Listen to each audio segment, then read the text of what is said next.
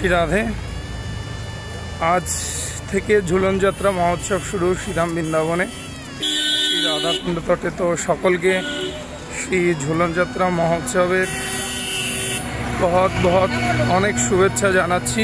এবং এই ঝুলন যাত্রায় শ্রীধাম বৃন্দাবনে গিরিরাজ তটে এবং পরিক্রমায় যে হাজার হাজার ভক্তবৃন্দগণ তারা সমাবেশ হয়েছে, যেন সেই উৎসবে তারা নিজেদেরকে জুড়তে পারে এবং আপনাদেরকে দর্শন করাবো আজকের গিরিরাজ মহারাজের তটে ভক্তদের যে পরিক্রমা এবং গিরিরাজ মহারাজের কিছু স্থানের দর্শন এবং তার অঙ্গকান্তি। তো আপনারা সঙ্গেই থাকুন এবং দেখতে থাকুন। শ্রী রাধে, জয় জয় শ্রী রাধে। তো আমরা আছি এখন শ্রী কুসুম সরোবরে।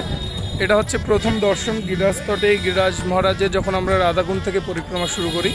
তো আপনার সেই কুসুম সরোবরকে এখান থেকে দর্শন করতে পারছেন এবং আপনি খুব সুন্দরভাবে সেটা উপভোগ করেন শ্রী রাধা দর্শন করে।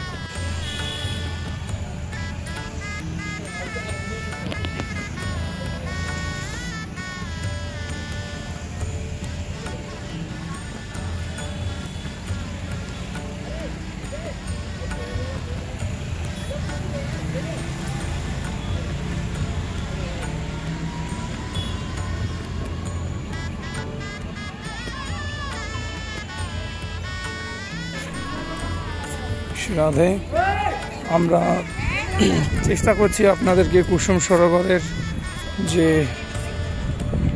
অপরূপ সৌন্দর্য, সেই সৌন্দর্যকে আপনাদের দৃষ্টির সামনে তুলে ধরার জন্য এবং তার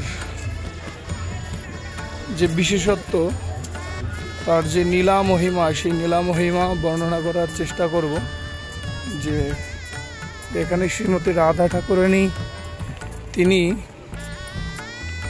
প্রতিদিন সকালে এসে পুষ্প চয়ন করতেন। এই সে কুসুম সরোবর বলা হয়, মতলব কুসুম বলতে বলা হয় পদ্মফুল, পদ্মফুল যাকে আমরা বলি কমল। তো সেই কমল তুলে নন্দনন্দন এর জন্য তিনি প্রতিদিন মালা গাঁথতেন। ঠাকুরজিরকে যে মালা পরানো হতো পদ্ম ফুলের, সেই মালা তিনি গেঁথে ঠাকুরজিকে পরাতেন। তো কুসুম সরোবরে দেখতেই পাচ্ছেন এর সৌন্দর্য কিছুর সঙ্গে যে বর্ণনা করবে তার কোনো অজানা। অনেক প্রাচীন কুসুম সরোবরটা, এই শ্রী মন্দির, যদিও এই মন্দির অনেক পরে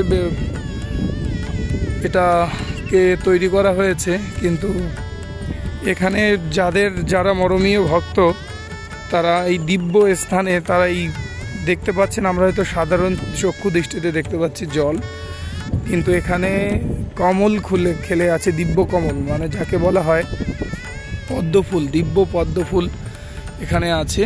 যে পদ্ম ফুলগুলো চিন্ময়, তারা ভগবানের সেবায় সবসময় যুক্ত। তো দেখতে পাচ্ছেন কত সুন্দর স্থান। সবসময় কুসুম সরোবরটা খোলা থাকে না এবং দর্শন করানো সম্ভব হয় না। উপরে সেই মন্দির রয়েছে, তো যদিও এখন বন্ধ, আমরা ওখানে যাচ্ছি না, যদিও পারমিশন আছে কিনা কারো জানি না সেটা, সেই জন্য আপনাদের এখান থেকে দর্শন করাচ্ছি। তো আপনারা দেখুন কত কলাকার, কত সুন্দর করে করা, মনে হচ্ছে জলের নিচেও মহল, জলের নিচেও রাজমহল তৈরি করে রেখেছে, এত সুন্দর।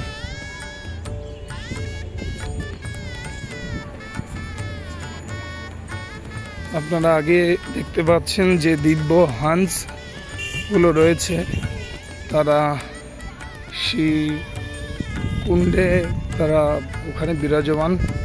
আপনাদের চেষ্টা করব দেখানোর জন্য, দর্শন করানোর জন্য। দেখতে পাচ্ছেন পুরো সাফেদ হাঁসগুলো ওখানে তারা বিরাজমান আছে এবং এই অপূর্ব দৃশ্য। শ্রী রাধে। ঝুলে নন্দ